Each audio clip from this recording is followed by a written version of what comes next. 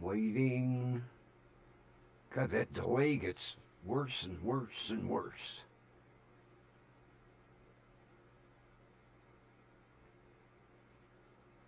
Okay, it appears we are live on the tube and live on the plant. And we'll see what happens.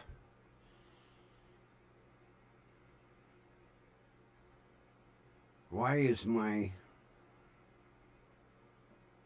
am I getting a red? Oh, man.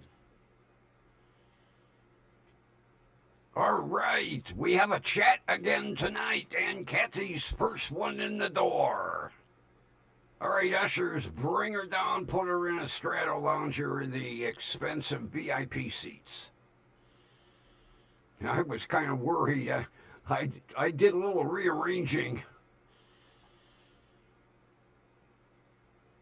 I was like, oh man, if I screwed the chat up. And so far up in the counter box, it's still not working. So tomorrow I'm just going to eliminate the counter box. Don't need it anyway. How you doing, Kathy?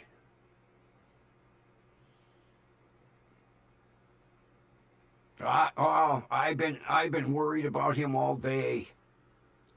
I've been thinking about him all day. Really. Towards the end of the show, it sounded scary. It really did. Come on, get with it, asshole.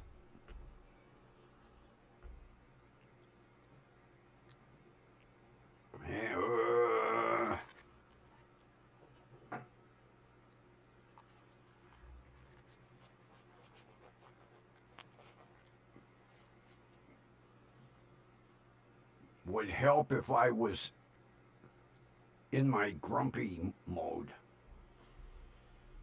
Let's do a start and we'll see who pops in.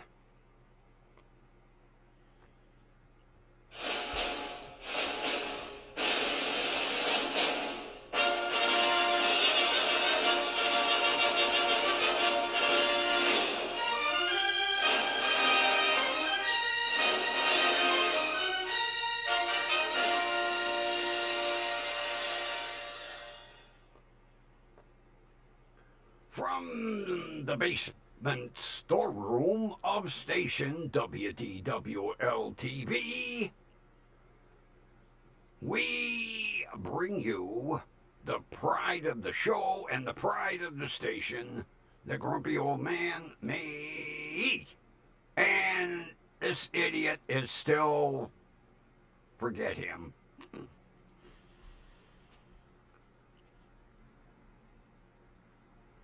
Man. Oh.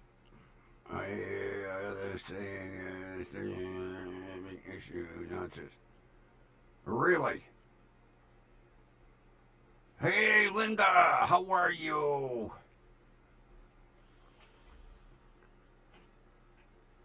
Yeah, I did hear that G2 was having some problems.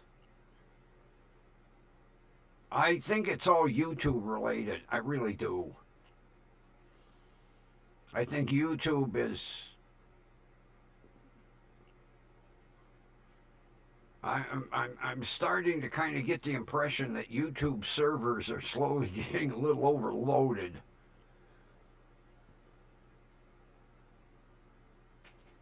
Kathy, no ball game tonight?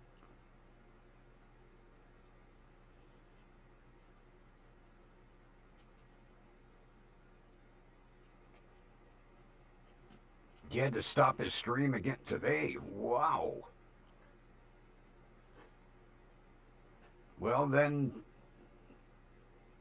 it wasn't something I screwed up then the other night. Linda, the burning question, because I've been worried all day. How is Ron?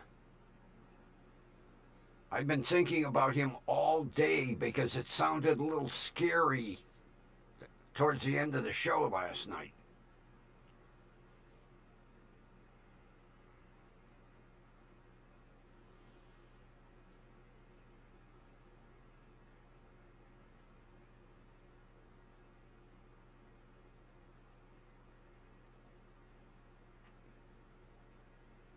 Well, you, you got, yeah, it's for his own good.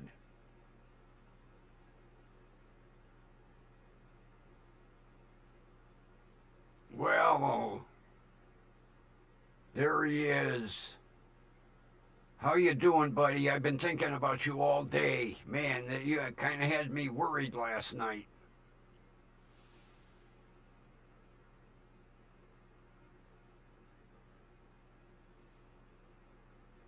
And if you're not feeling 100%, don't, you know, if you got to drop out,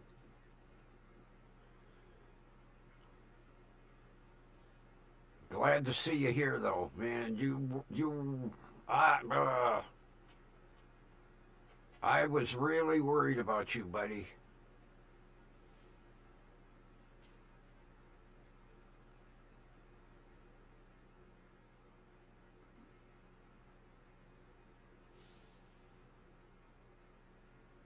Yeah, well, Linda, I picked up on that. That was another reason I ended so quick because I, I, I wanted you to call him and I know Mrs. M felt bad that she didn't have a vehicle because she'd have drove over there.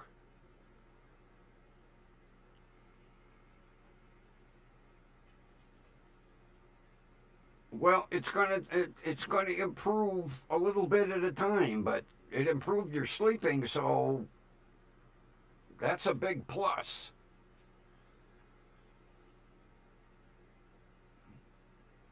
I wish I could get something to improve mine. Jesus Christ. Although I have been going on 3 hours for so many years that if I got five, I'd be like, holy shit! I think I.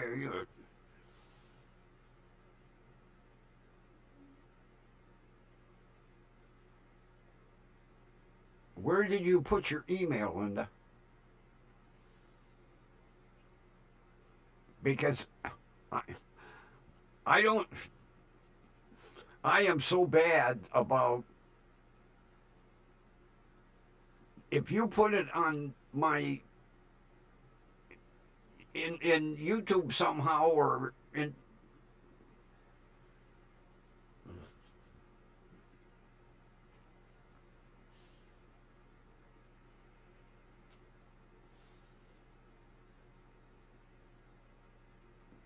Yeah, right. If it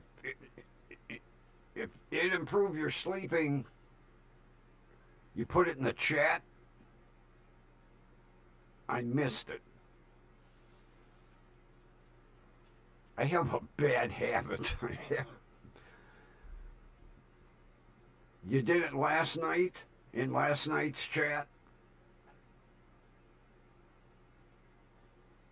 I didn't run the whole show today. I had something to do. I got about halfway through watching the show and I shut it off.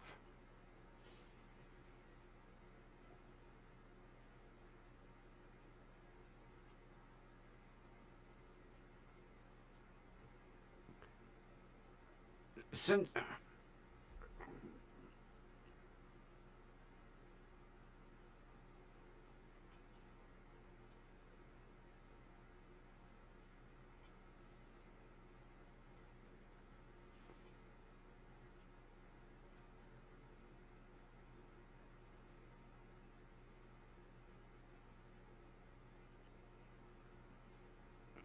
yeah, there it is, but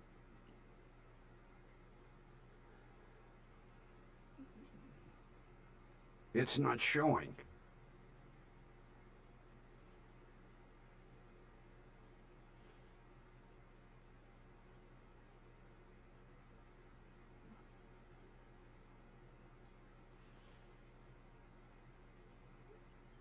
All right,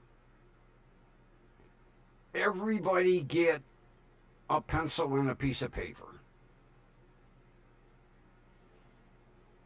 Get a pencil and a piece of paper and tell me when you're ready.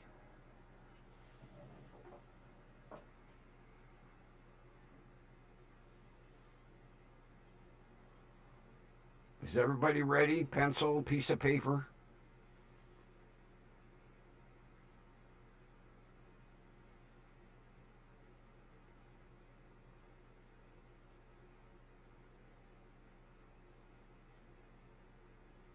And when you send an email, in the title, put, it's me, Kathy, it's me, Linda, it's me, Ron. So I don't, because sometimes I just almost do a mass delete. All right. See them letters? DWL. Write them down. DWL.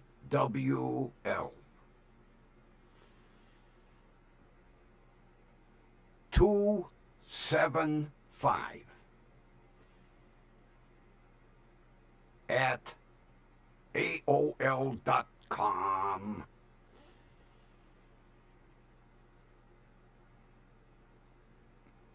Grumpy's initials, DWL. My grandfather's license plate that's been in the family almost 100 years, 275 at AOL.com.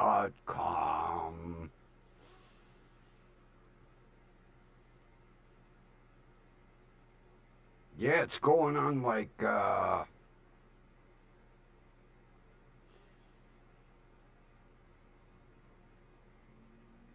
holy cow. I have to figure, hold on a minute. That might be in the family longer than I thought.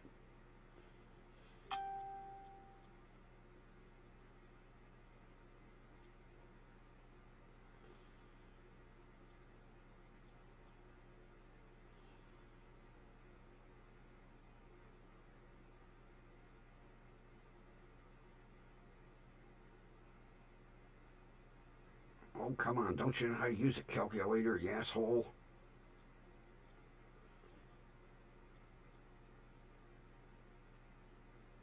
$80. 80 years that license plate has been in the family. 3 digits, 275. It's on the RAV4, that license plate. My grandfather got it in 1945. Hey, Mrs. M, welcome. So has everybody got it now? But like I say, in the subject, put, it's me, Kathy, it's me, Linda, it's me, Ron, so that, yeah, I was going to say 70, 80 years. He got it in 1945 when he started working for the state. And then when he passed, my grandmother wrote the governor. Matter of fact, she called him because she knew him. And she said, I want my grandson to have this license plate. Which pissed off my father because it jumped a generation. And the governor called the Bureau of Motor Vehicles and said, release this plate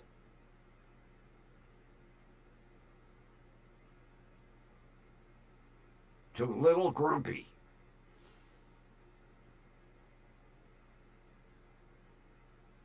And I've had it ever since. And I cherish that goddamn plate. Although, over the years, the price has gone up. Goddamn state.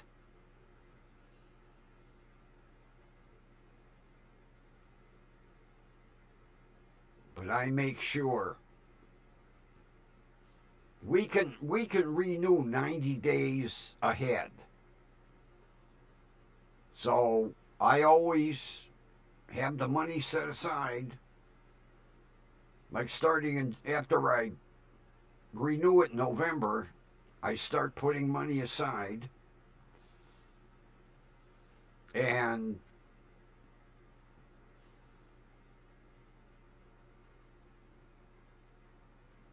in September I go online and I renew it. That's the first plate I renew. And then, almost down to the wire, I renew my plate on the shitbox. Which is, now, having 3 digits is cool. But having 1 letter and 1 number is even cooler. Because my plate on the shitbox is L1.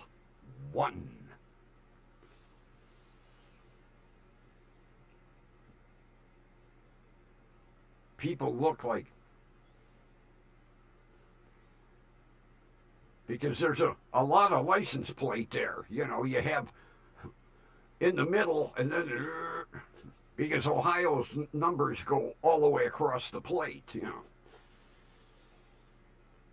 So now I have to see if I can come up with a catchy plate for the Passat.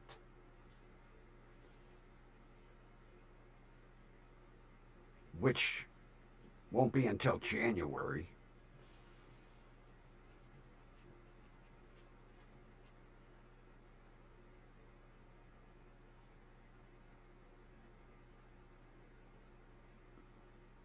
And of course, Jim's son didn't show up today.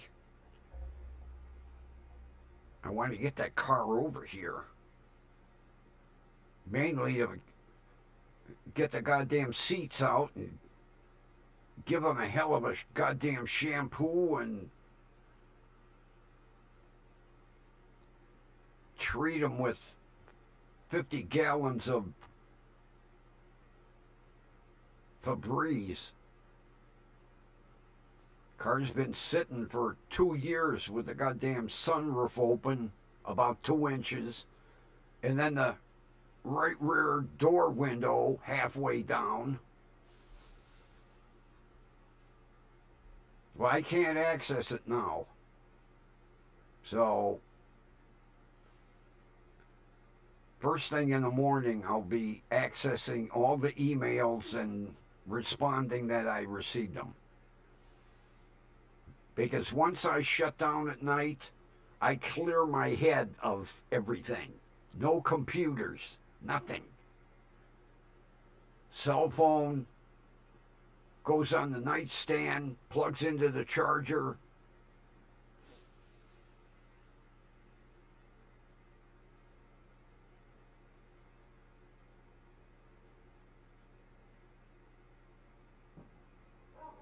I heard that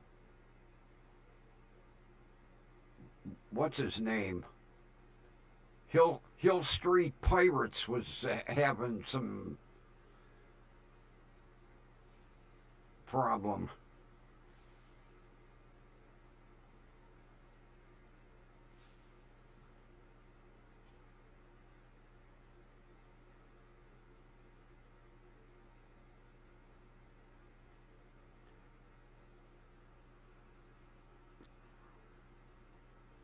Either YouTube is having massive server problems, or they might be looking for people to boot. I wouldn't put it past them.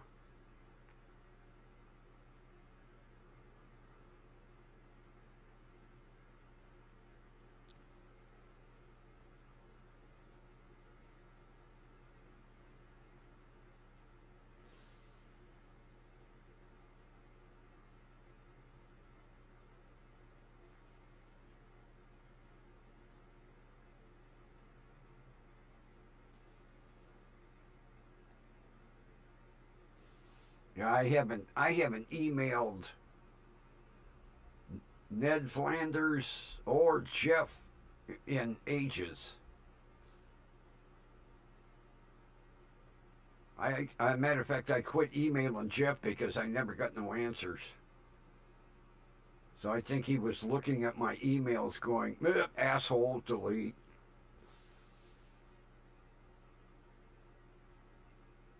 But Ned, no matter when I email him, he always responds.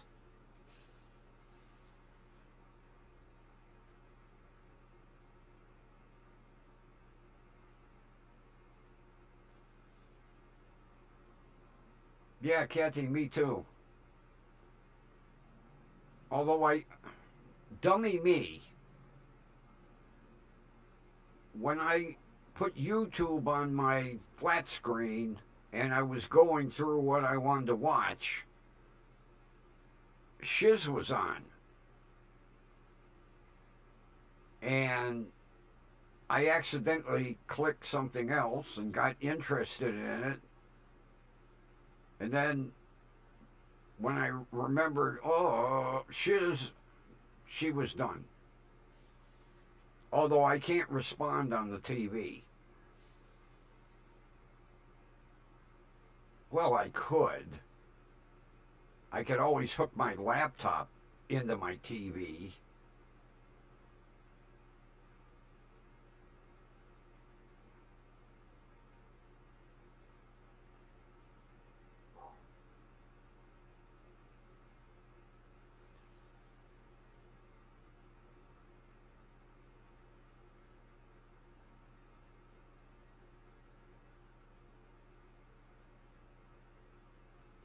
Well, I had sent him 4 or 5 emails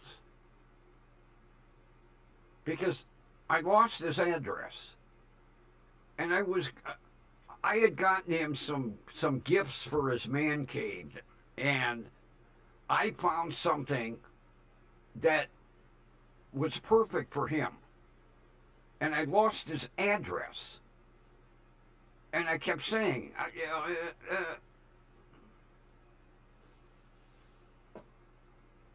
so I never got an answer, and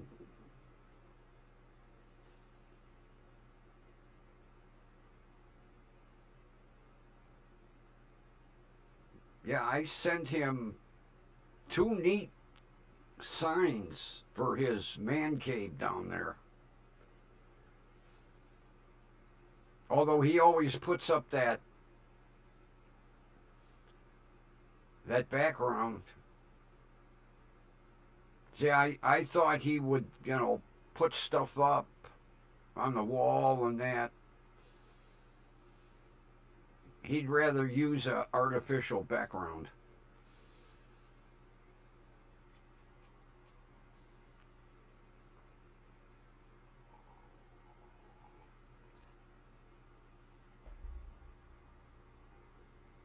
Boy, I went into sticker shock today. I had to stop at Awful Zone because they gave me the wrong goddamn oil filter for the shitbox. So I need a battery for the Passat. So I wander over to their battery display. And I look, holy shit!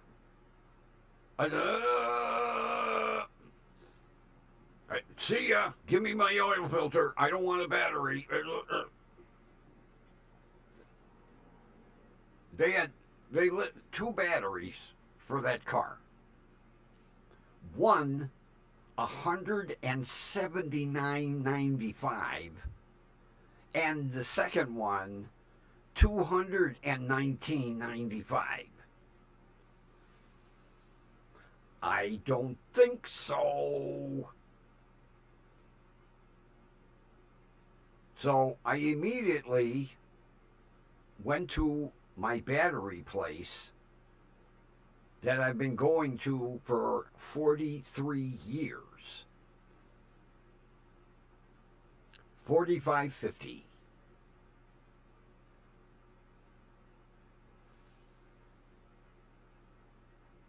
He carries.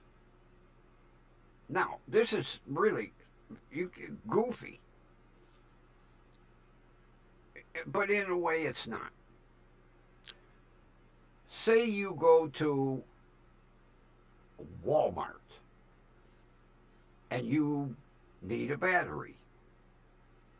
Walmart service will gladly sell you a battery. Okay? Now, every battery manufacturer stamps a sell-by date on a battery. When it hits the sell-by date, it cannot be sold as brand new. So the battery company comes in, removes that battery, and puts a brand new battery in. The place that I buy my batteries from buys those past sell-by date batteries. They are brand fucking new. But they can't be sold as brand new. So,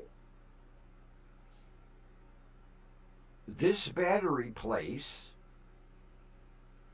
calls them reconditioned.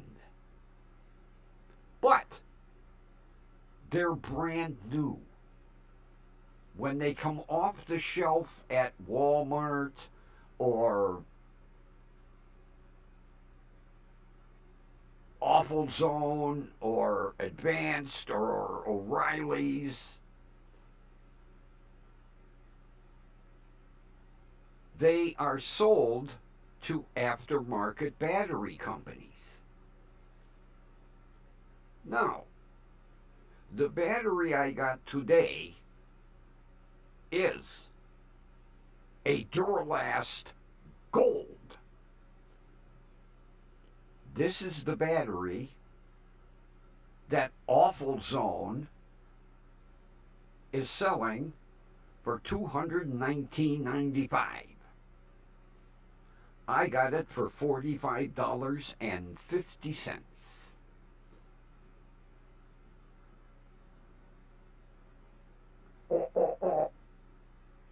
And the sell-by date was June 1, 2025. But it can't be sold as new. So, it's reconditioned. Brand spec.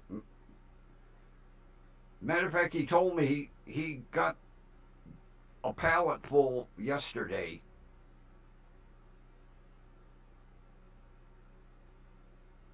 I've been dealing with this place for 43 years. I went and bought my first battery there a week after they opened.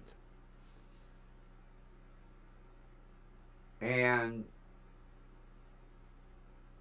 outstanding. I have never had a bad battery. Never. What you need to do is look in your areas for like independent battery sellers, because they are the ones that obtain these brand new batteries.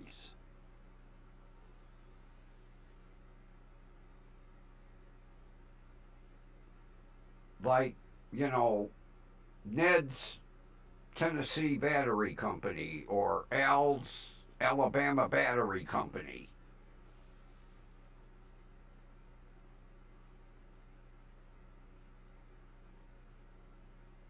I just happened to look, because I was telling him, when he brought the battery out and he put it on the counter, I said, I just looked at that battery at Awful Zone.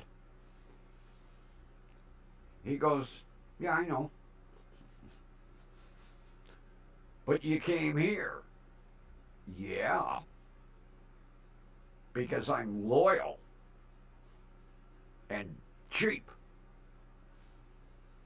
I cannot wrap my head around, and prices for batteries are outrageous.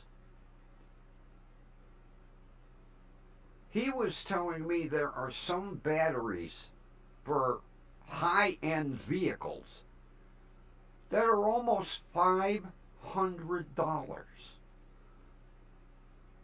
I was like, you gotta be fucking kidding me. I was shocked.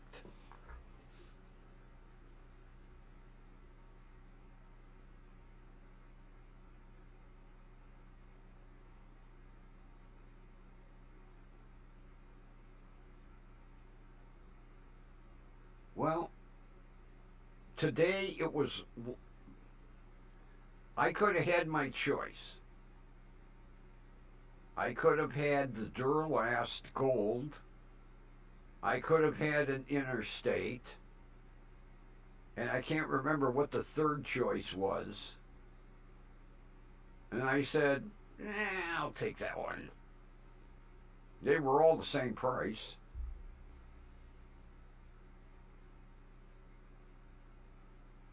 As a matter of fact, in the RAV4, there's an Interstate because that's what he had the last time I went.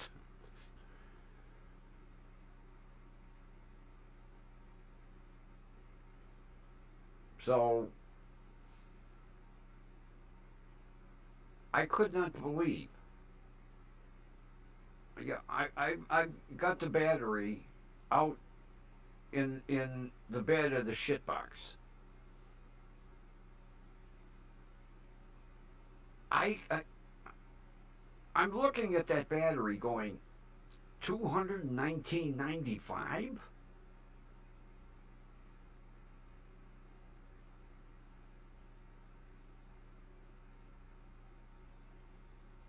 I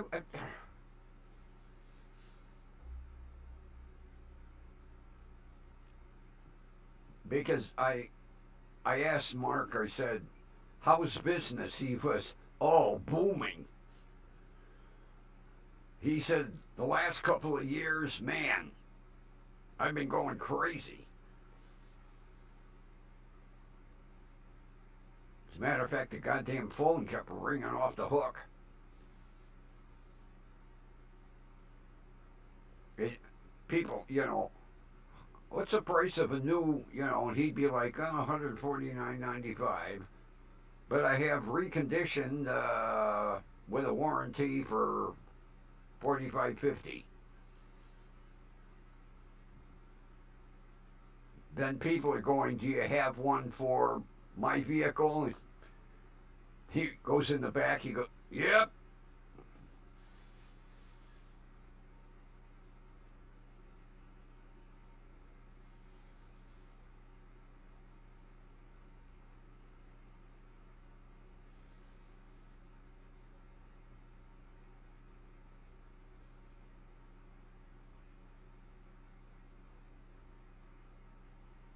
I'll tell you, I average 5 to 5.5 years out of batteries.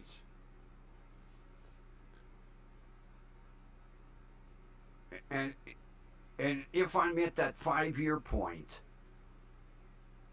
and the weather starts to get chilly and I crank and the engine turns over maybe a little slower than normal, get rid of the battery, buy a new one.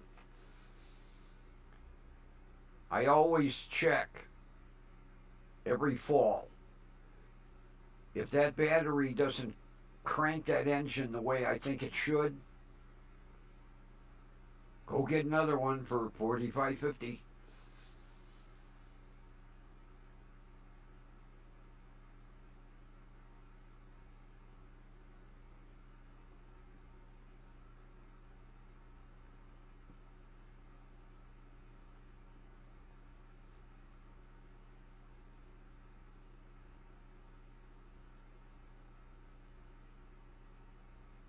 And the amazing thing is, he really hasn't raised his prices that much over the years.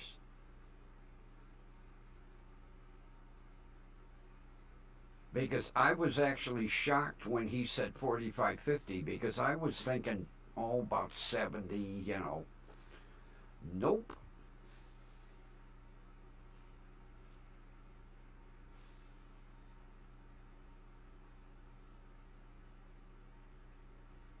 I think there's only two big battery companies in the United States now. God, back in the day, there were hundreds of battery manufacturers.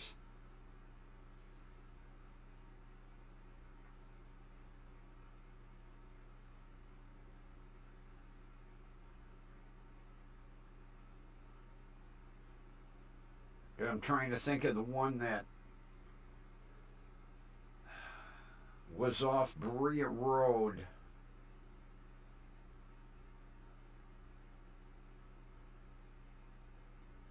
Because when I worked for the towing company, we used to get our diesel batteries there. Crown. Crown battery? I think it was Crown.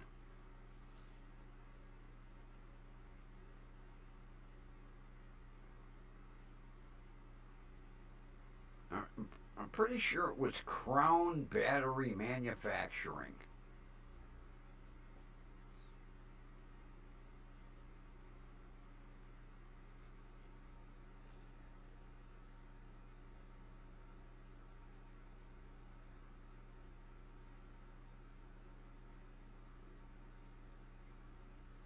Yeah, it was Crown. Crown Battery. Because they were right up the street from the towing company, and we used to get the batteries for all our diesel trucks there. Although they carry regular car batteries too. And they got bought out by somebody.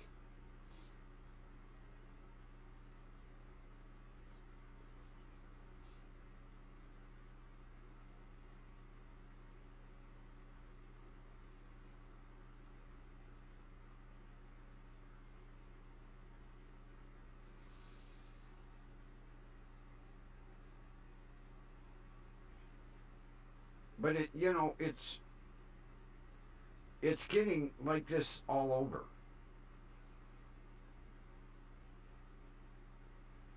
Like with TV sets. What do you got? Maybe three different companies that manufacture them.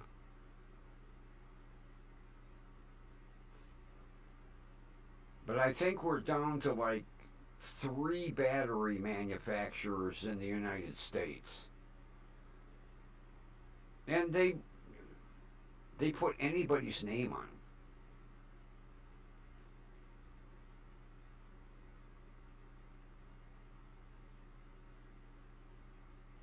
You know, going down the assembly line, Walmart batteries, and then after lunch they're doing advanced auto batteries and then awful zone batteries.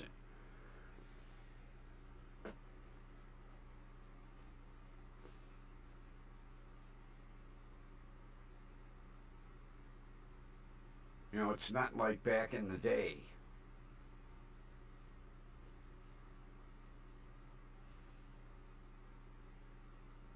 If you got a Crown battery, it was made by Crown.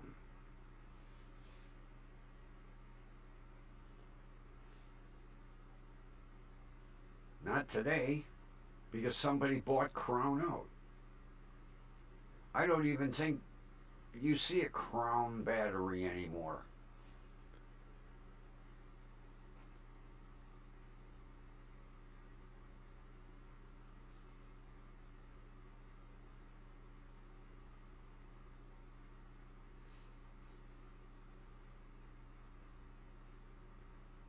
But he gave me my choice. You want the Duralast, or do you want the Interstate, or do you want the whatever the Walmart battery was? And I was like, it's a battery. Give me that one.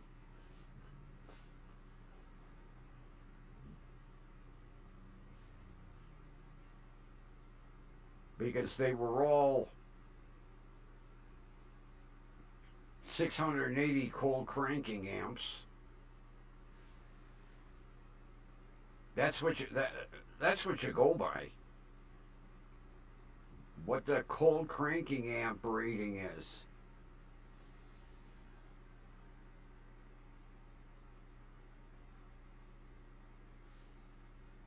No, Mrs. M, that's why I kind of ended abruptly. He didn't sound good. So I wanted to get Kathy on the horn with him.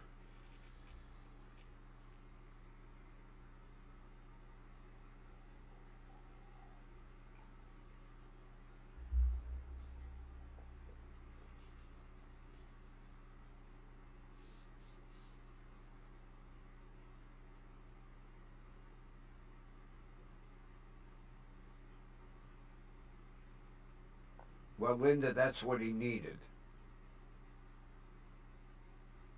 He was getting wound up. So when he fell asleep, rock-a-bye, honey.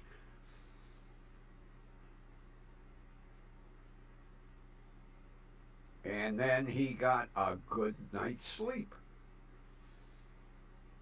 So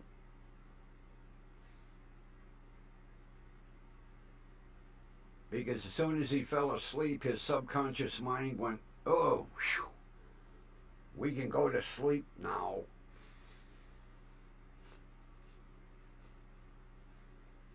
He probably got some of that good REM sleep, which I haven't seen in fucking years.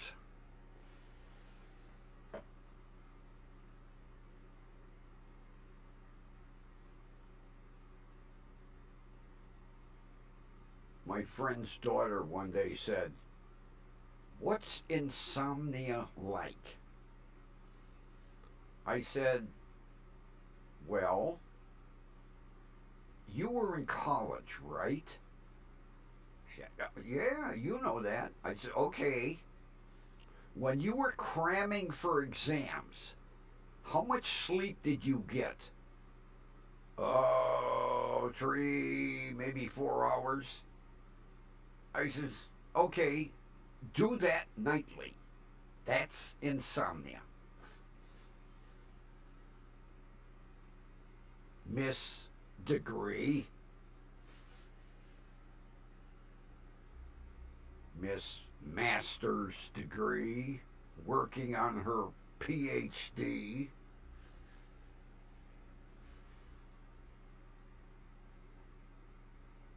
I asked her, I said, how far in debt are you right now?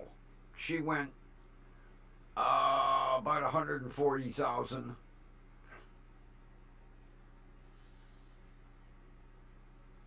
Can you imagine? Now, luckily, she's got a good job. But can you imagine working towards your master's or your PhD, having a debt like that and not having a fucking job?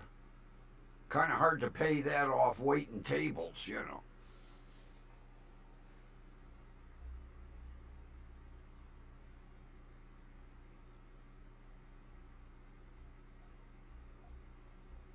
I keep forgetting to ask her what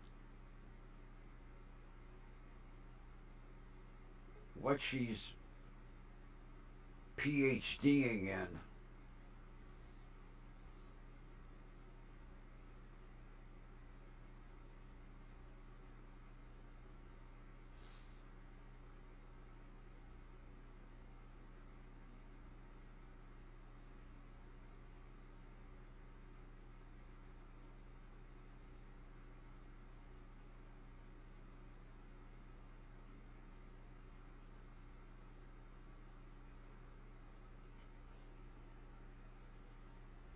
Well, if he was trying to feed the girls with one hand,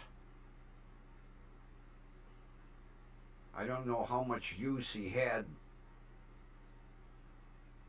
with the hand and the board, but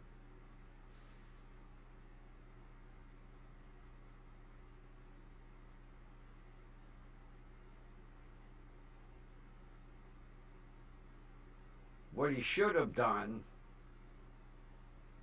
was had, although I don't know, did they get a mixture of wet and dry food, or only dry, or only canned? As I was going to say, if they're getting dry food, he could have pre-filled a couple of bowls, and then all he would have had to do was take a bowl and put it down.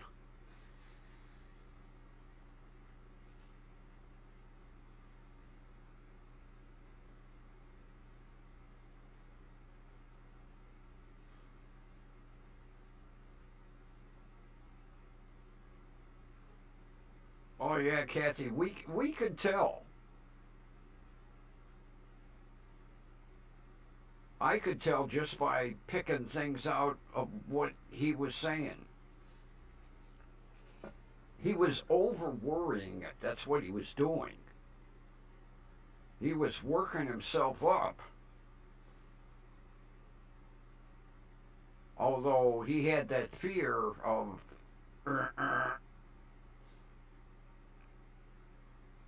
yeah, once you have, a bad result, it scares the shit out of you. But he was really cranking.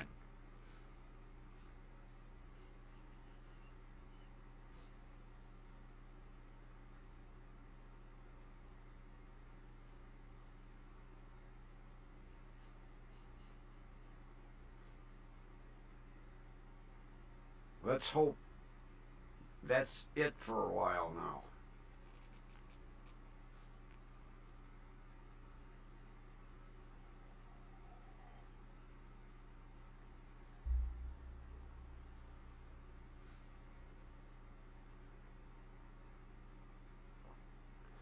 Linda, why do they have him on a board? Couldn't they stitch that closed and super glue it? And although I never had a stent procedure, so I don't know. Oh, like with me with my fatso catso.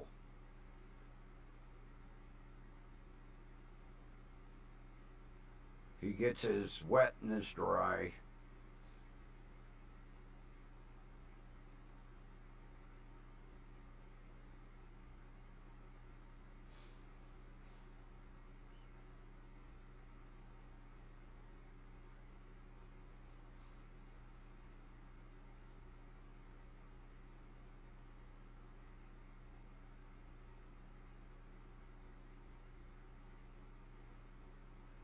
So how long has he got to have the board?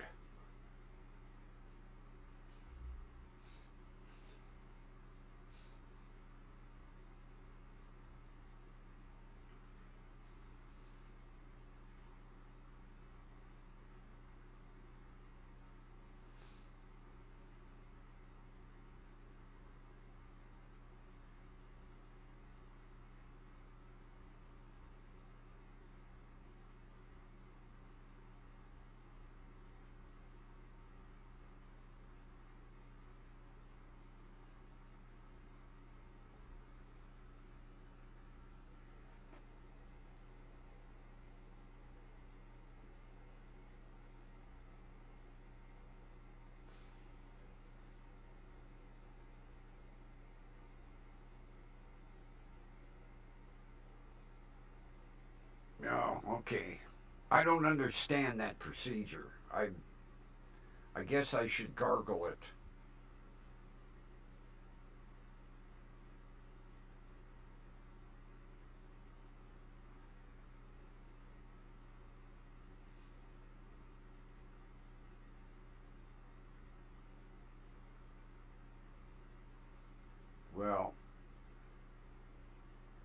he's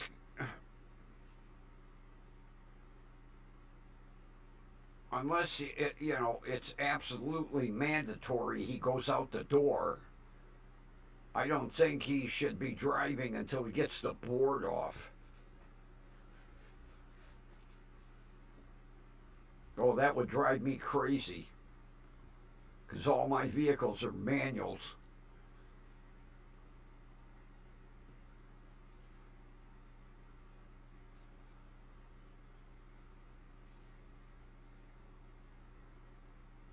Yeah, adding another 5 speed to the fleet.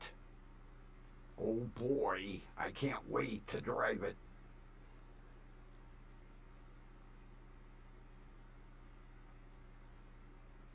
And I looked real close today. It has a cassette player.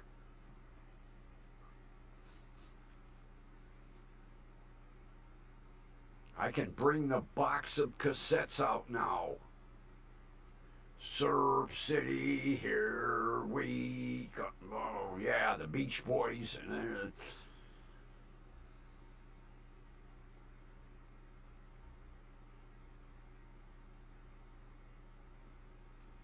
I hope it has decent speakers in it.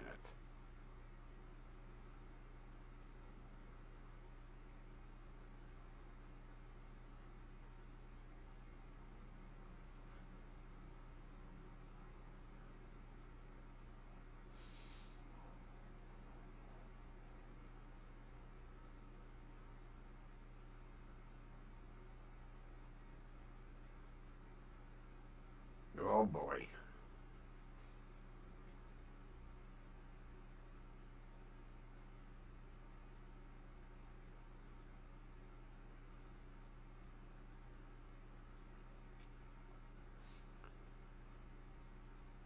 Well, Mrs. M, at 15, I learned how to drive a manual. And I've been driving manuals ever since. I have owned a few automatics, but there has always been a manual. I just love rolling the gears. I really do. I always have. And that was one main reason I really wanted the Passat. Because it's a 5 speed.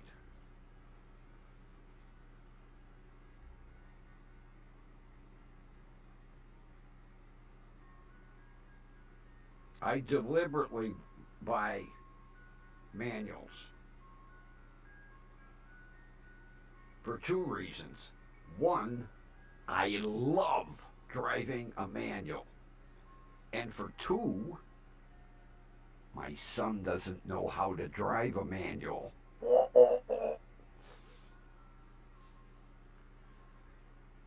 So I don't have to worry about, can I borrow the Passat? No. Can I borrow the Rev? No. Can I borrow the shitbox? No. Why? Because you don't fucking know how to drive them. That's why.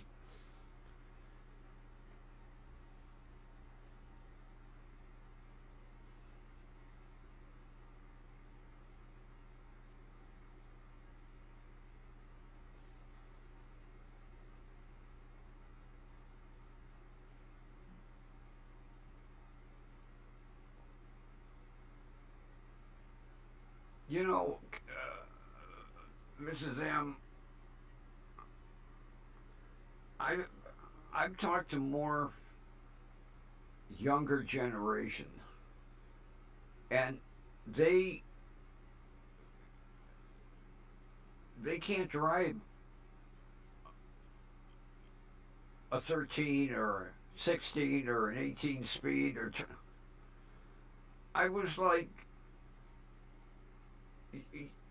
that's why you have a tachometer.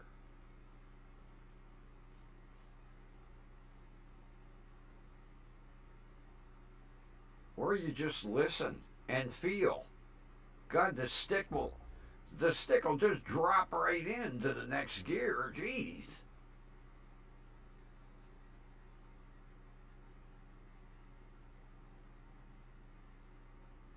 At 18, get this,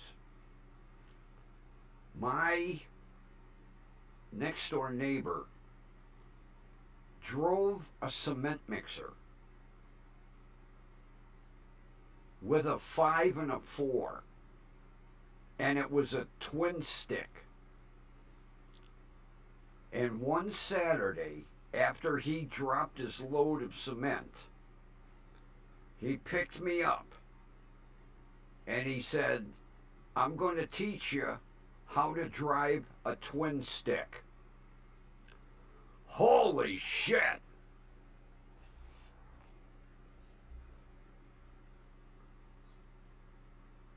Because back in the day, before the air shifters, you had to reach through the steering wheel and shift one shift the other one. Yeah, it had a 5-speed main with a 4-speed auxiliary. Put the auxiliary into first, put the main into first. 1, 2, 3, 4, 5. Reach through the steering wheel, shift the auxiliary into second, come back to first. 1, 2, 3, 4. Oh, man. Although I'll tell you what, I got real good at driving a twin stick. Because every Saturday, after he delivered his cement, and the boss wasn't there on Saturday, so they didn't care when the truck came back,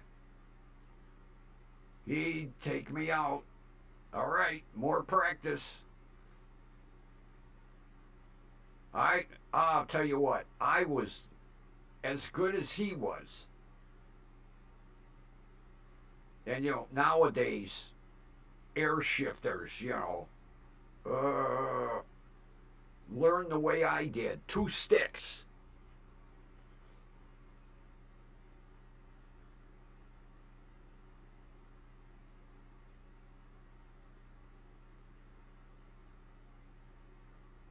Yeah, 5-speed main with a 4-speed auxiliary.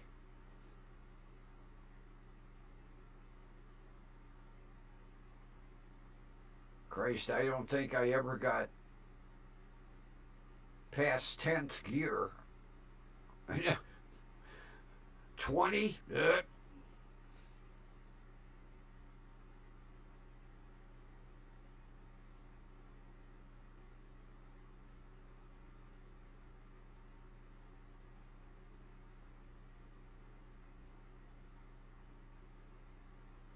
I'll never forget the first time I crawled up in that truck and I was like, 2 sticks? Yes. I'll show you how to do it. Then he showed me, and we switched seats.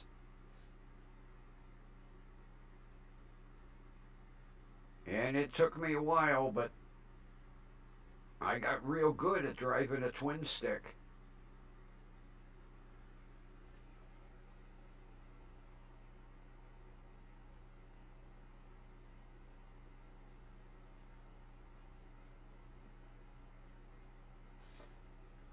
Well, those are like dump trucks or small delivery trucks. Yeah, 5-speed with a Browning. A couple of our tow trucks had it set up like that.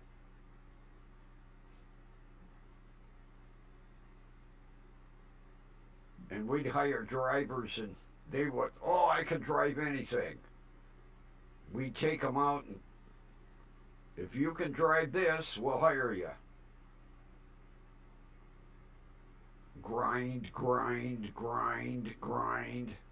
Well, I guess you can't drive a 5 and a 2.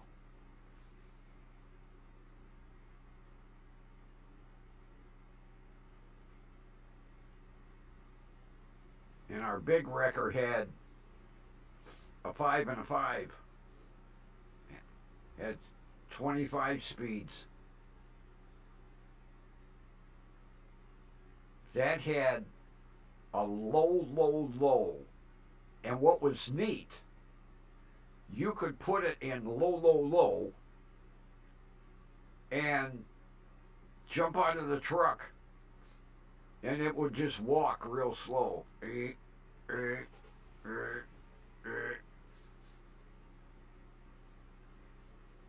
was great if you had to back into somewhere, you know. Like if you had a semi with a 40-foot trailer on the back of it, you could put it in that low, low, low, low in reverse and stand on the running board and steer it in. I loved driving twin sticks. I really did. And then the last truck we had an air shifter and I hated it. I was like, oh, come on. Well, just use the air shifter. No, it's more fun reaching than...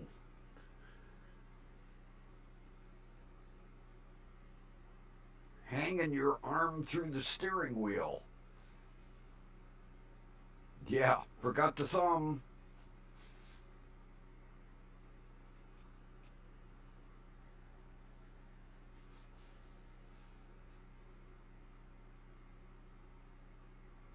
As a matter of fact, the one tow truck with the Browning, it had a button.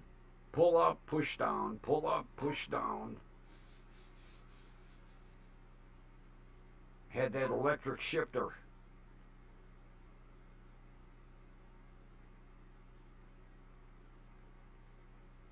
And it was so, you know, we go to hire drivers, and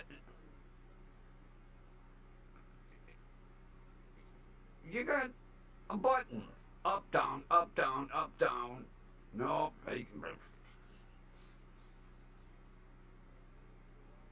or they wouldn't hit the button at the right time, and you'd hear the rear end grinding.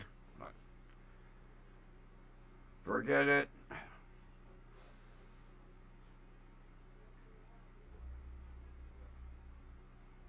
Now, sadly, everything's all automatics.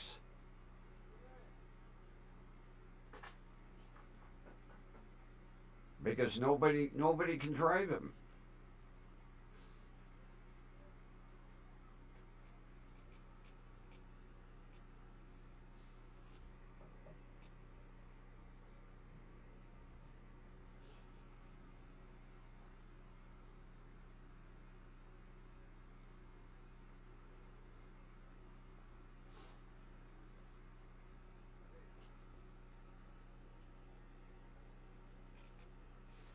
You know, that's like his big fucking Peterbilt wreckers. I crawled up in the cab and I went, where's the shifter? Oh, it's that box up there with the 3 buttons. Forward, neutral, reverse. What? No, nope.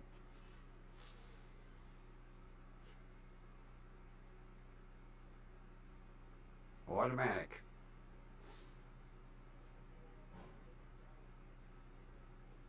It's sad. It's a lost art. Driving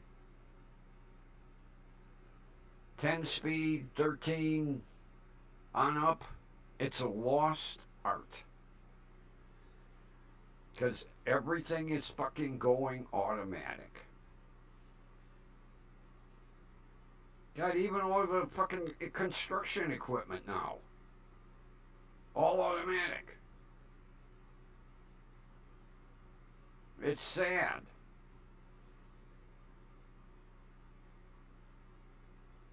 It was like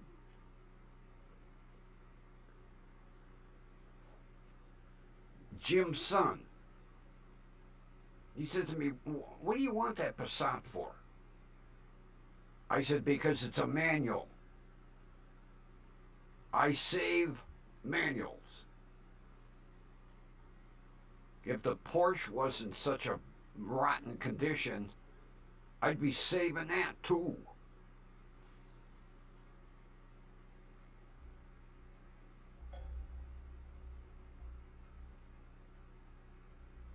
I gotta order me some of them bumper stickers. Save the manuals.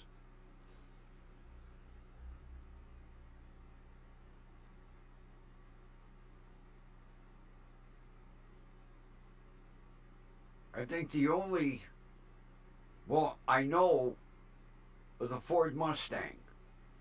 That is the only vehicle with a manual transmission. They stopped putting manual transmissions in the F-150 in 2010.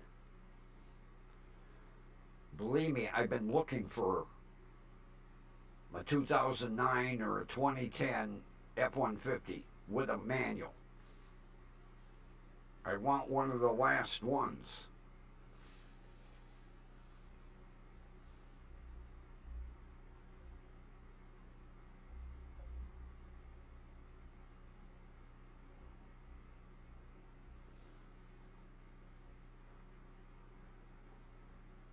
The Porsche across the street's a 924.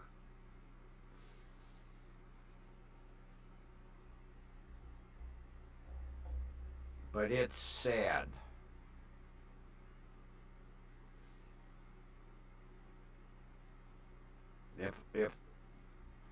If I thought I could save it, believe me, I hate to see any manual go to a boneyard.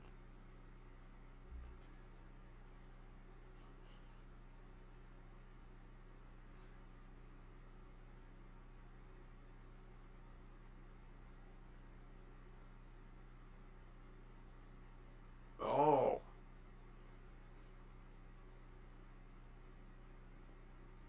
who who had the Mustang? Or who almost had the Mustang? Kathy?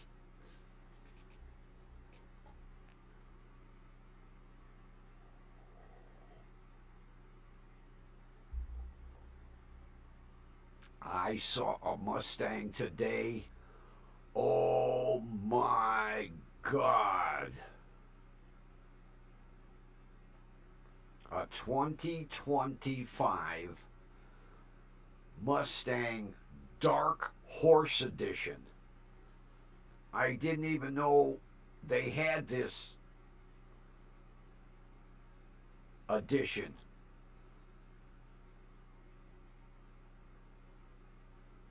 It was that vapor blue with custom wheels and a Coyote V8 with 500 horsepower and a 6-speed. And it was being driven by a 24-year-old girl.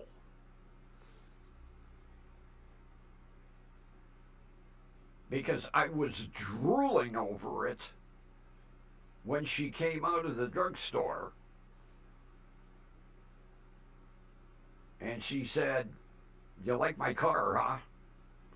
I said, "Oh, yeah. Would you start it up for me?" She said, "Oh, gladly." And my eardrums blew out. A 2025 Mustang Dark Horse with every option, including a Tremec 6-speed. She ordered it. And then she sewed me the sticker. $87,000.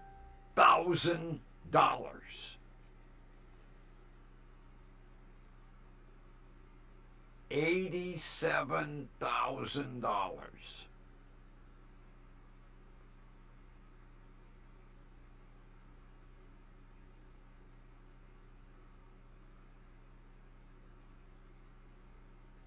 I wanted to drive it until I saw the sticker. I was like, oh.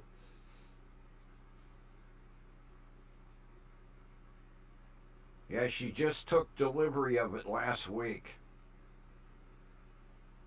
87. It was $87,212.02. I didn't ask her what she did for a living, but oh, that car was absolutely fucking gorgeous. Oh my God.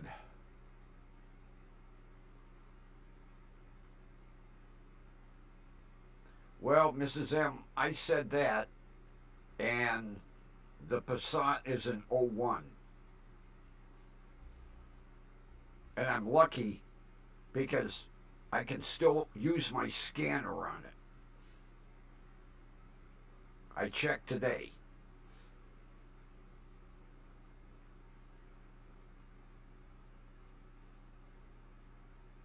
I remember when you could buy a Mustang for $3,000.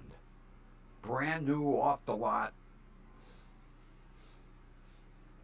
$87,212.02.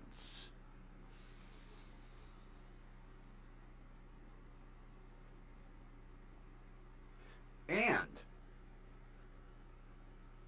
she refuses to own anything but a manual. I was like, you're my kind of girl. You want to get married? And then I was like, second thought. Yep, OBD2. And she told me a little story. I loved it. My kind of girl.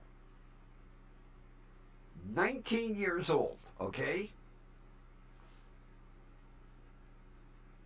18, not 19, 18 years old.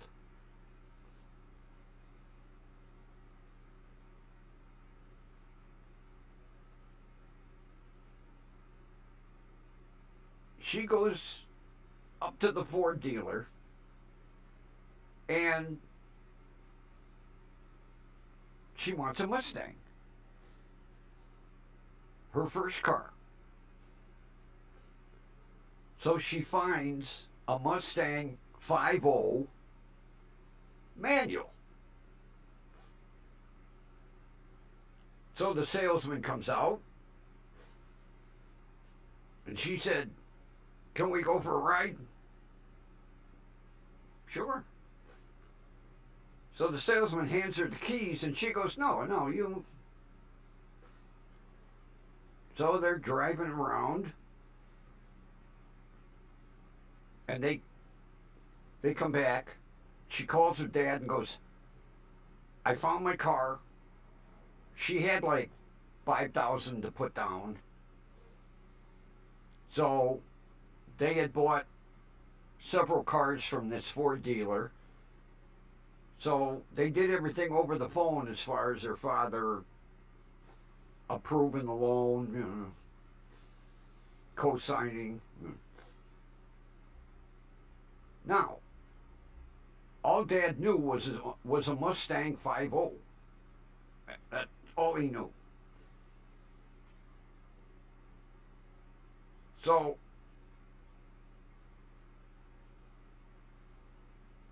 the salesman gives her the keys, and as she goes to leave, she's fucking leapfrogging all over the place. Stall the car. Stall the car. So the salesman comes out. He thinks there's something wrong with the car. He's like, it was fine on the road test. She goes, I don't know how to drive a stick. He was like, what? She said, well, I was watching you, but I can't seem to get. So the salesman took her up to the shopping center and gave her about a 20-minute lesson. She kind of mastered it. Drove home.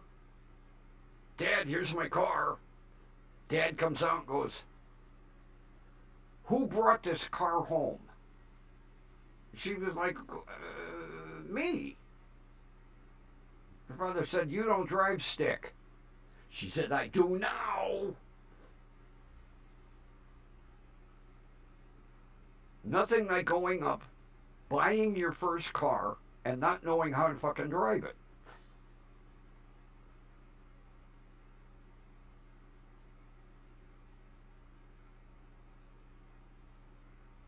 So she drove that one, ordered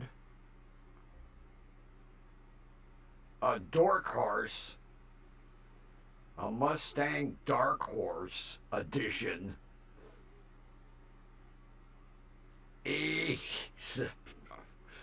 I looked at that sticker and I was like,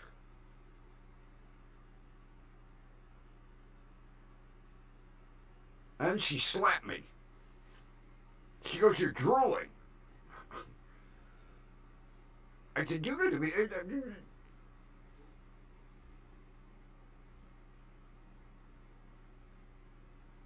She said, well, I'll have it for quite a while.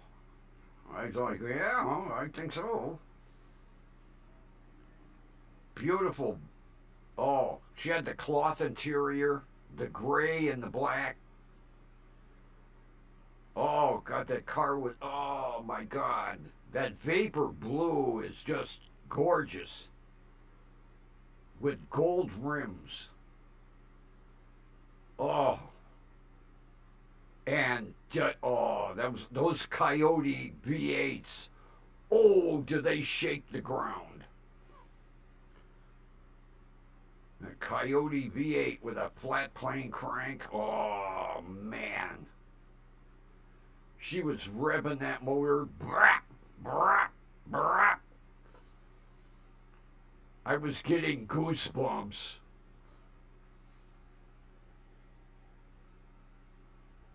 And you know what they build into them? That goddamn special e-brake now so you can do circles.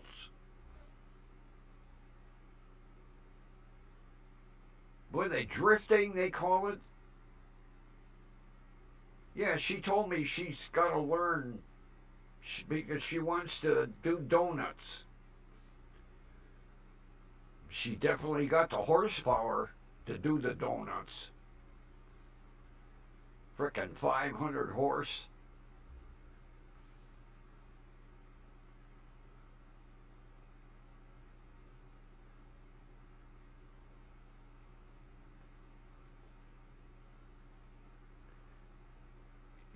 You know, Mrs. M,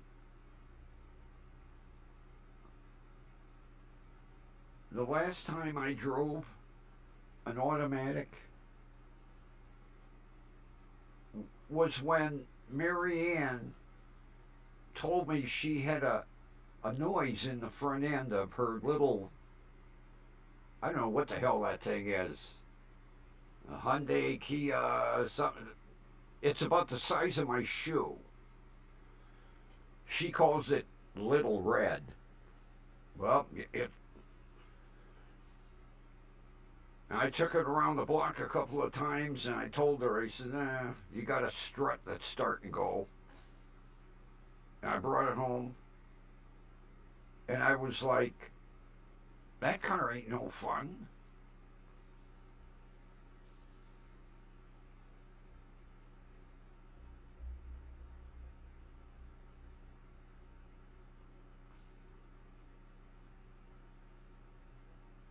Oh, instead of a Shelby Mustang, he got a Shelby daughter,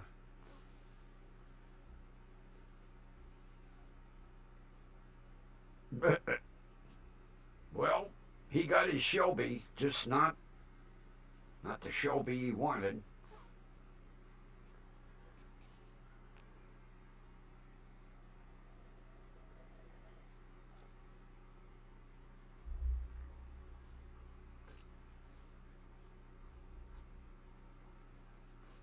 I have a friend whose son has a Shelby, an original Shelby.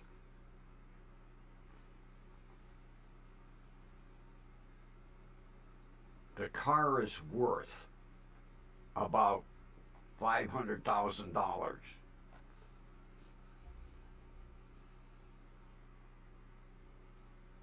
And he drives it in the summer. And then it gets professionally stored over the winter. But he has an original Shelby, what is that, Cobra, whatever, with the big engine.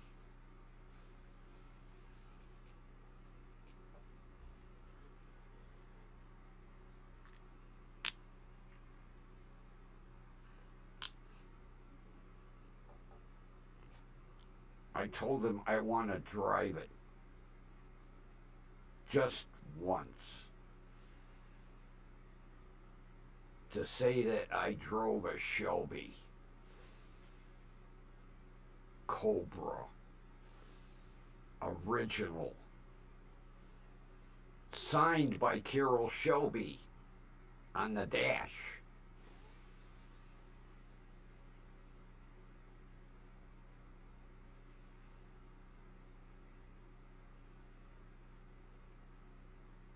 Because he picked it up at the factory and Carroll Shelby was there that day and he goes, "Will you sign my Cobra?" Shelby believed it. "Yeah, sure." Right across the glove box. Carroll Shelby.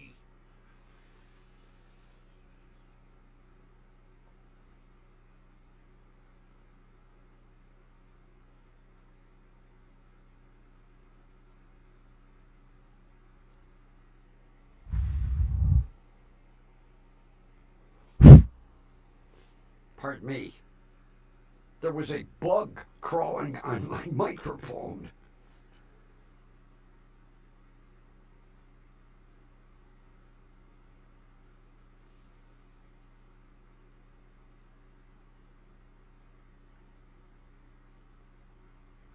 Oh, that would be a riot. That would be a riot. A professional drifter. Out comes this little.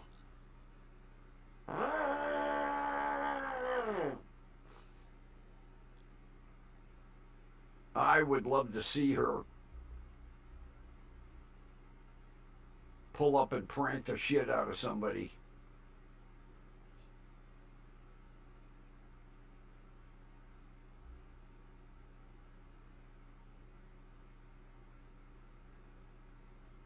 Well, it'll get there, Mrs. M. Sooner or later, it'll get there.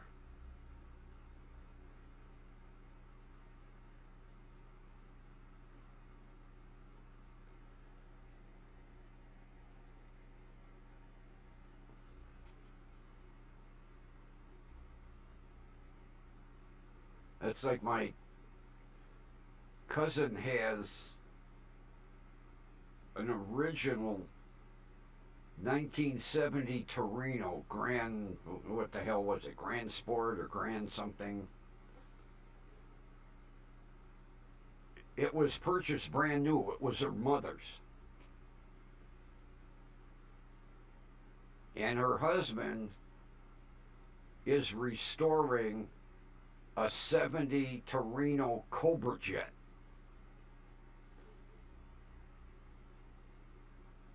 And I can't wait to see the Cobra Jet.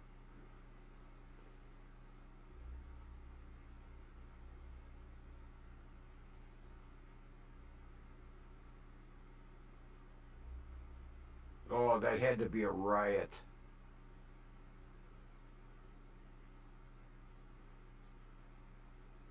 Go to a driving school and then take the car out and drift all over the place. Probably scare the shit out of the instructor.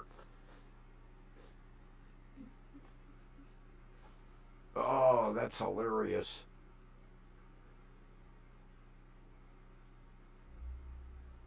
It'd be like having a NASCAR driver go into a car dealer, want to go on a test drive.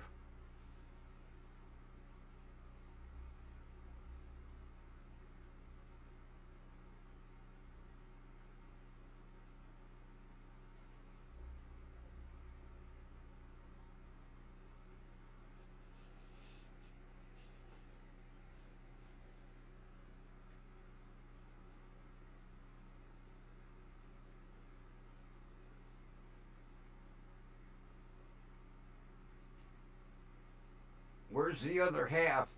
On the road, Mrs. M?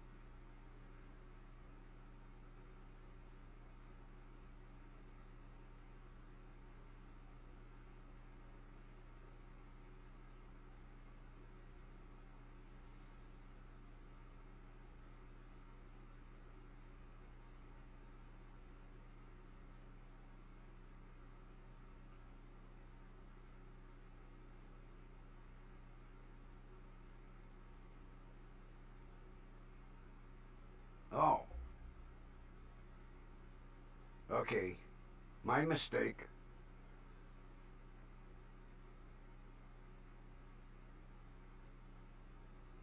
I don't know why I thought he was on the road.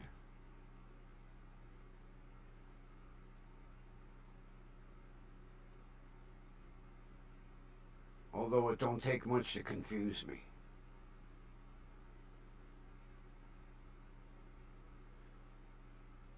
Gee, I just found out the other day. One of my high school buddies, his son drives for, what the hell was that moving company now? Mayflower? I think Mayflower.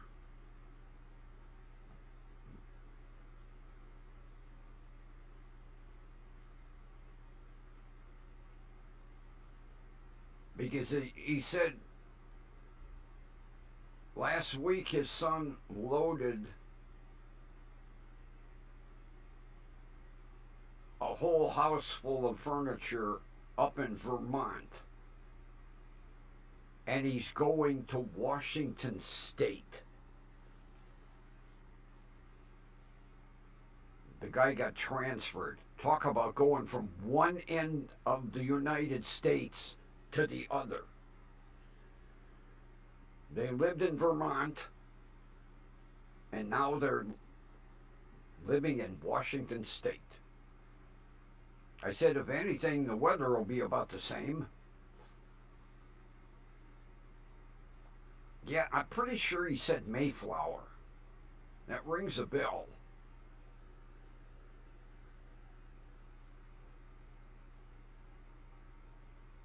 I didn't know he drove a semi. Talk about being out of touch. He said, yeah, he's been driving for about 15 years now. He was telling me, like, you're almost off the map in Vermont. And then you're going to be off the map at the other end of the country in Washington State. But at least the weather's about the same.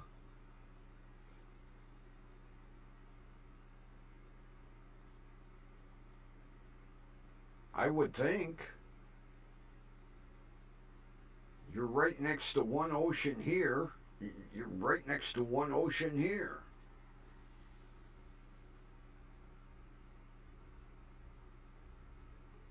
Yeah, my cousin lives in Rhode Island.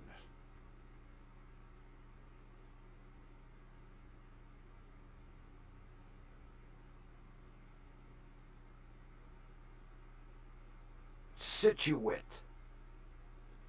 Situate, Rhode Island. It looks like Schwait or something when you spell it out. It's pronounced Situate.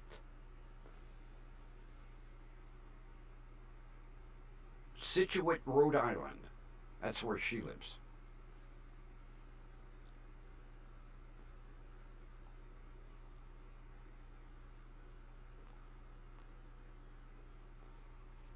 They were here in Ohio, and the company he worked for transferred them up there, and they've been there ever since.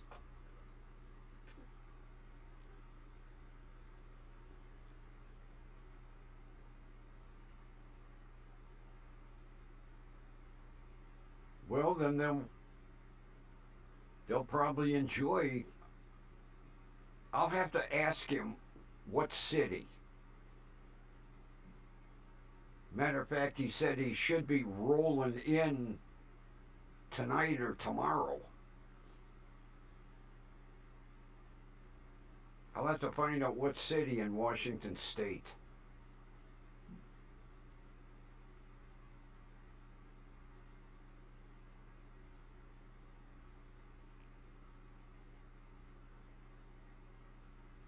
Because he told the people, he said, you got to be there when I arrive because we have to unload. They were flying up.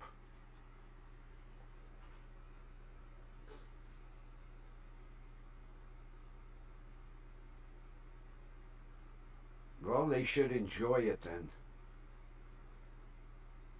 I'll ask him because his son will call him when he gets there. I'll ask him, what city are you dropping that furniture in?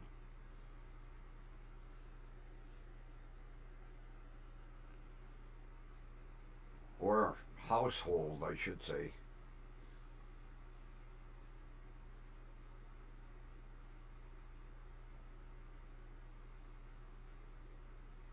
He loaded up a house full of furniture and two vehicles because he can put cars in the trailer.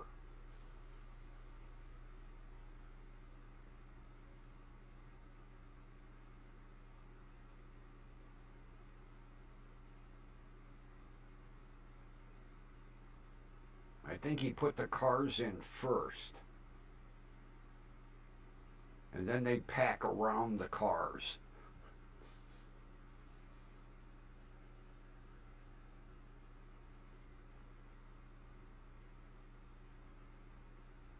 It was a pain in the ass just moving 8 houses, I can imagine. Although you learn all the tricks of how to pack a trailer, I'm sure. Especially when you got to pack around two cars.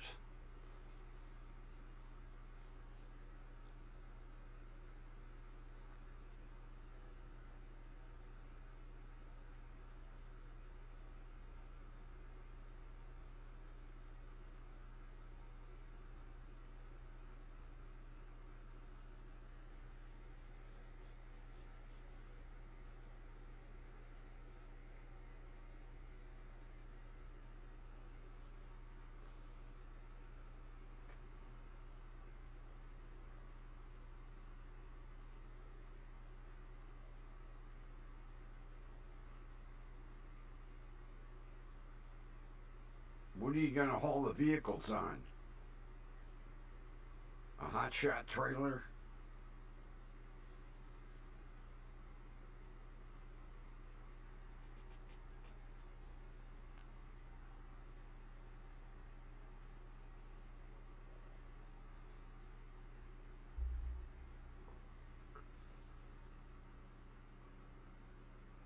There was a guy with a hot shot the other day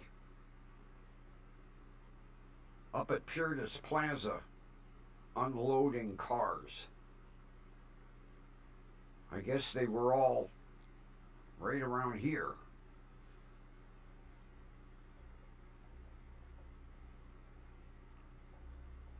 Oh, does U-Haul still have them? I didn't know that.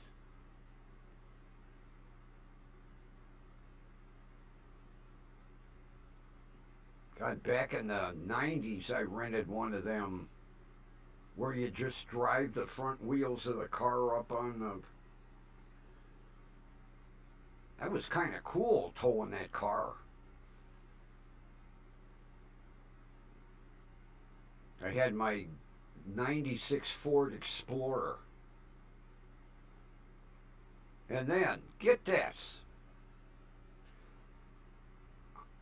I needed to haul a car from Olmsted Falls to my house here, well, when I had my house up the street. No freeway, because I had a 96 Explorer. They didn't want to rent me a dolly because I might blow out a tire and roll the Explorer.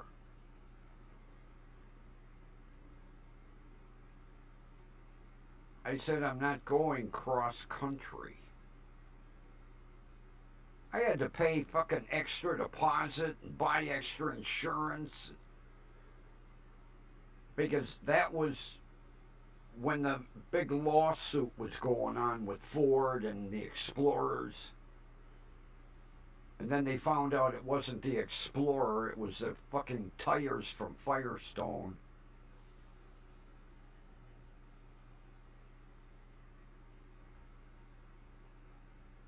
Oh, they gave me a rash of shit. I said, I'm driving up Lorraine Avenue and I'll be driving back Lorraine Avenue. I'm not going cross country. Oh, you might blow a tire. You might roll over. I was like, what is it going to cost me?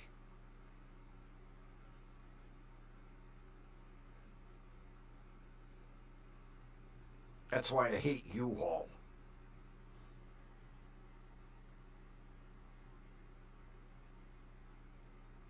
The guy was like, oh, you got a 96 Explorer. Oh, they roll over. Tires blow out. They roll over. I said, it hasn't rolled over yet.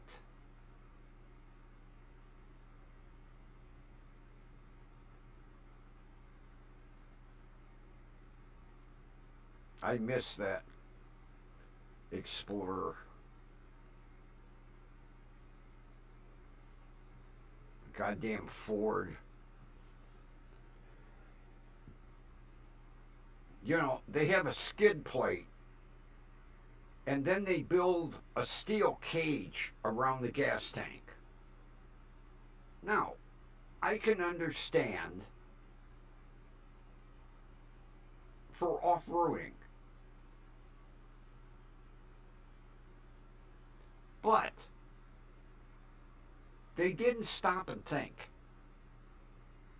In between the skid plate and the gas tank, all the fucking road dirt and salt accumulated.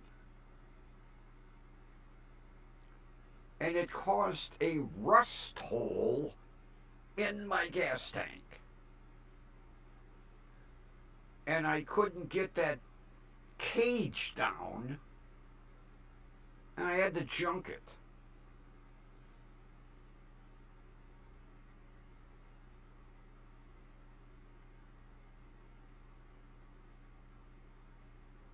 Pissed me off.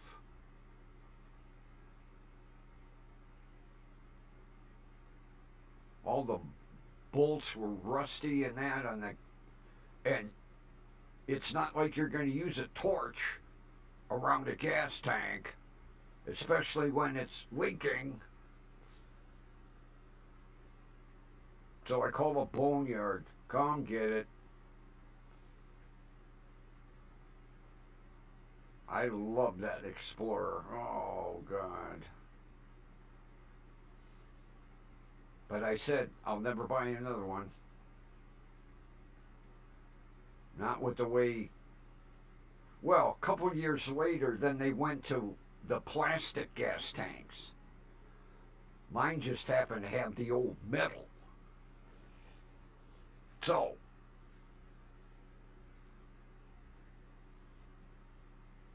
yeah, I thought somebody was stealing gas.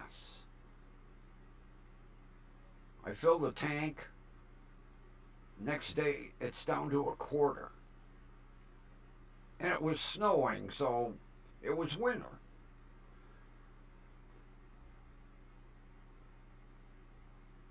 Next morning, it's at half a tank.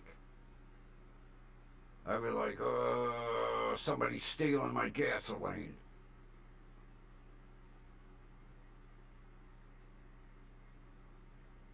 So I figured the next day I was going to go buy a locking gas cap. I'm down to a quarter tank.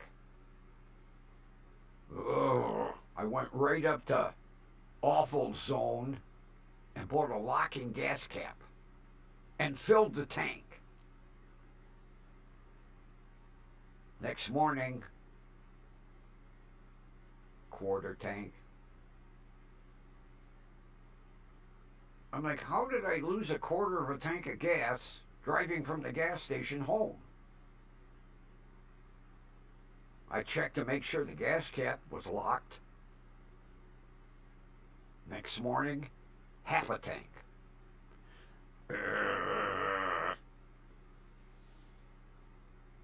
Well, then, it had stopped snowing. I come out of the house. I smell gas.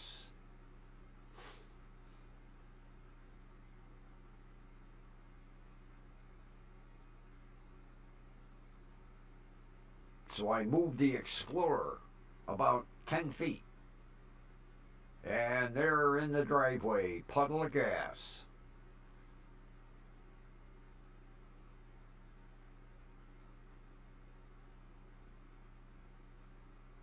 And there was a rust hole in the tank.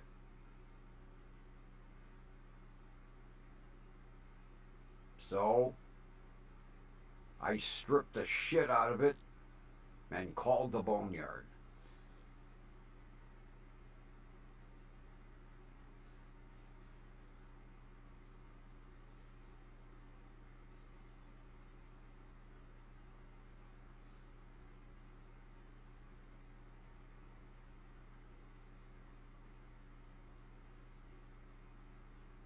I hated seeing that car leave. But it would have cost more than the car to put a gas tank in it.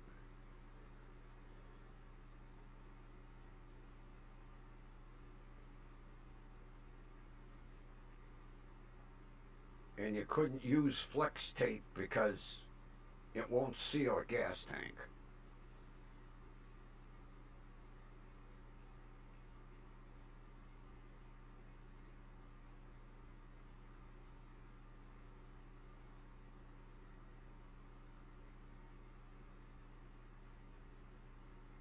Although a friend of mine said, get the tank empty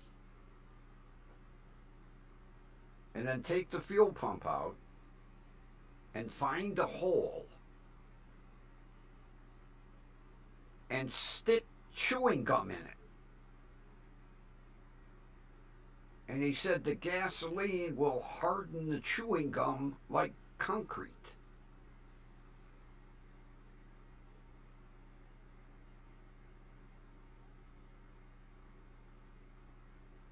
That was too much of a pain in the ass. So away it went.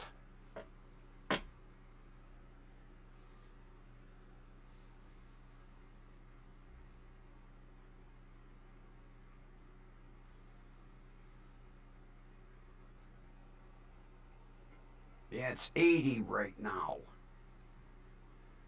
It was it was nice earlier because it was cloudy. And then the sun came out and it kicked the humidity up. And it's a little sticky in here.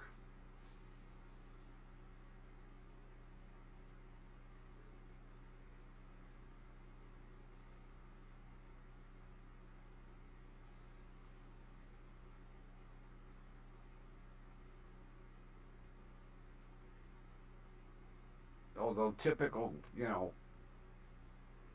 Cleveland weather, you have no spring, and then we go right into the hot, humid temperatures. It's 114.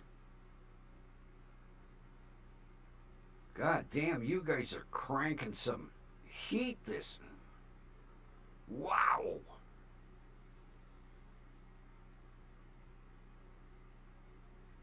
Damn.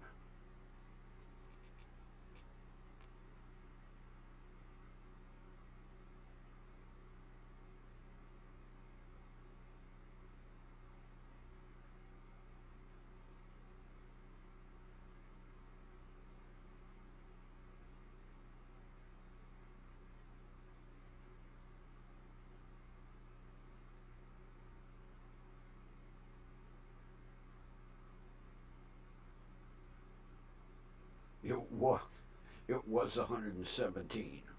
Oh boy, it cooled off 3 whole degrees.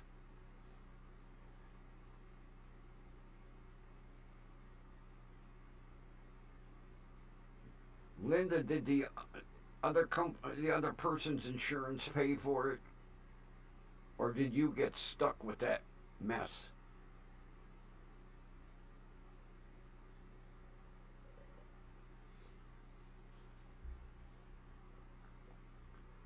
God, 117. I can't even imagine that.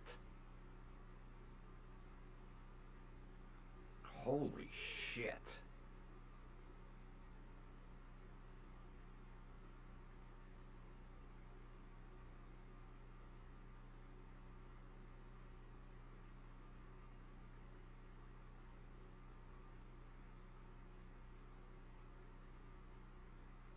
I'll tell you what, I give you people a lot of credit for living out there. Holy shit.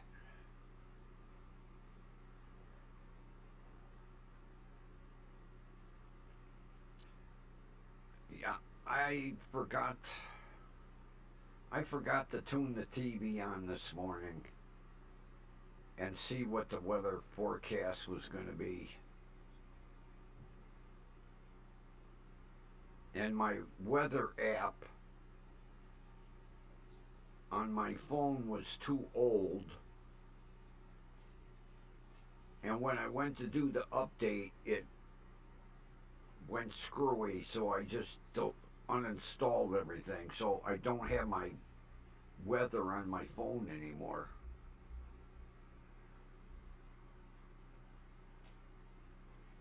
Oh boy, gonna be 105.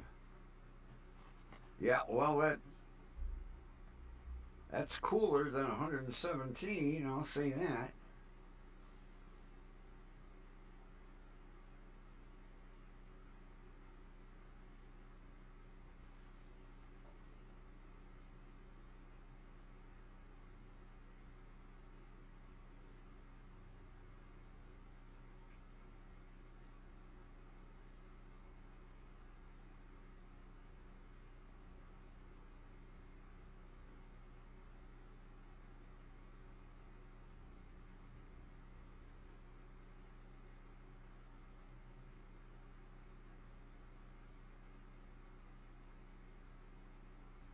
Yeah, always something, Linda.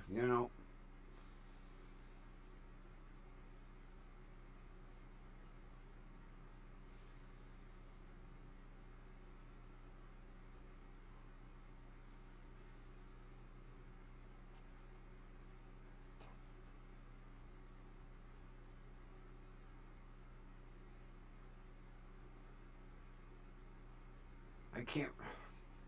I forgot where my friend lives out there in Arizona.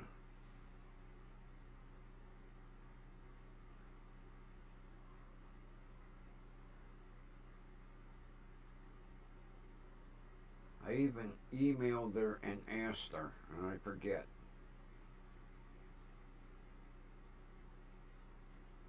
All I know is every time she sends me a picture from her backyard, there's mountains in the distance.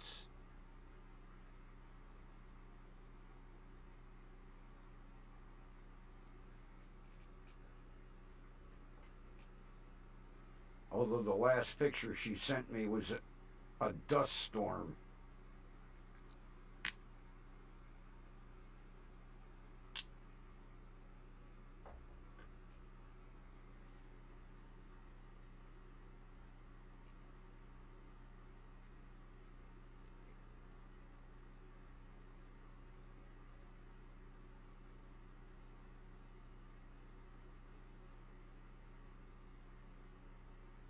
Yeah, the view from her backyard is beautiful, with the mountains in the background. But that picture she sent of the dust storm,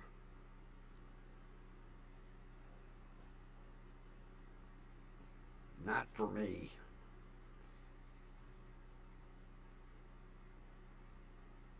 Christ, I bet you all the auto parts stores make a fortune on air filters.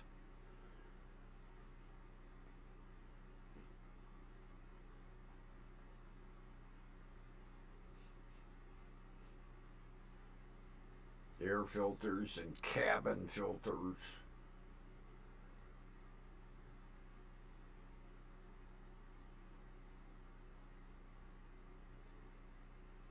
Although I can I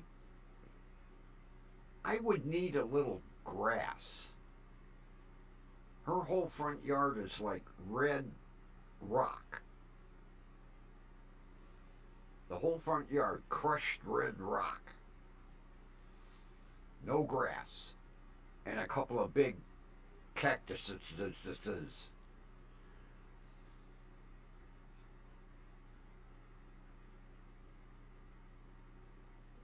Although, like she said, you don't have to buy a lawnmower.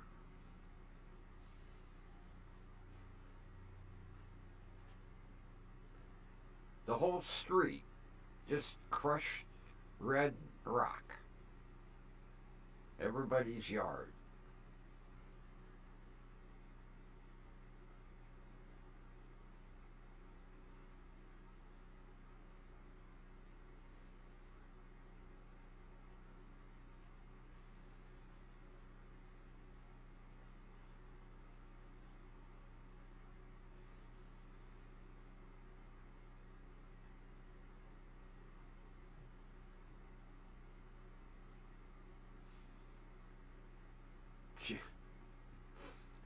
I was I was watching a movie this morning about the old Wild West, and they were talking about like the bands of train robbers, and they said, the movie was taken from a true story. And I can't remember the family of bank robbers. It was before the James Gang and that. And they said this movie takes place in the rough and tumble West. And it was southern Indiana.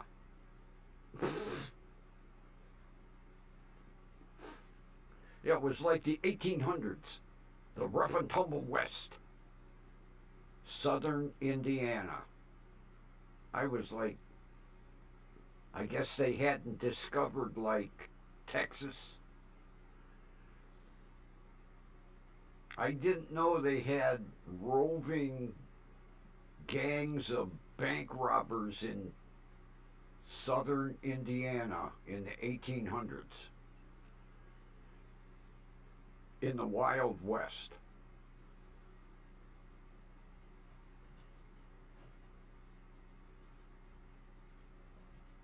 See you, Mrs. M. Have a good one. Chat tomorrow.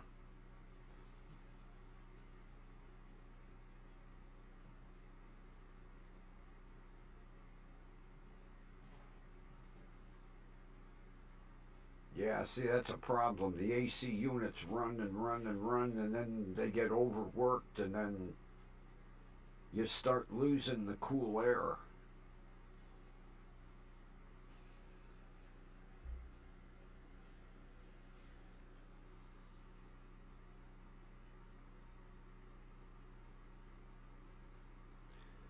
You calling it a night, Linda?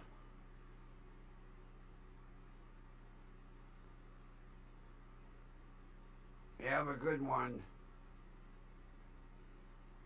See you tomorrow.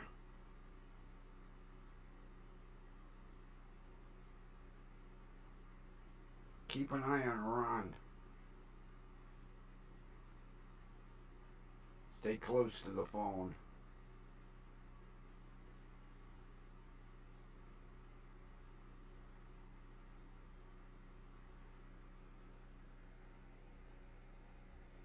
I guess that's kind of a hint.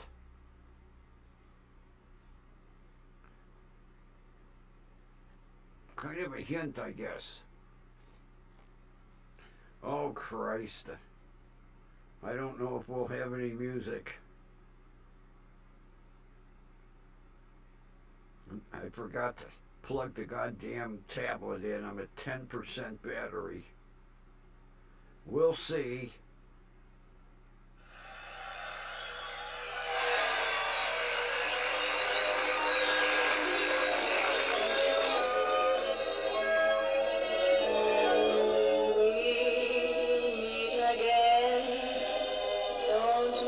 We know where, right here.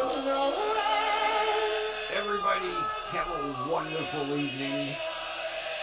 Take care. Linda, keep an eye on Ron. I'll check my email tomorrow, and hopefully I won't have a bunch of trolls. And with that, we will meet again tomorrow night. See ya!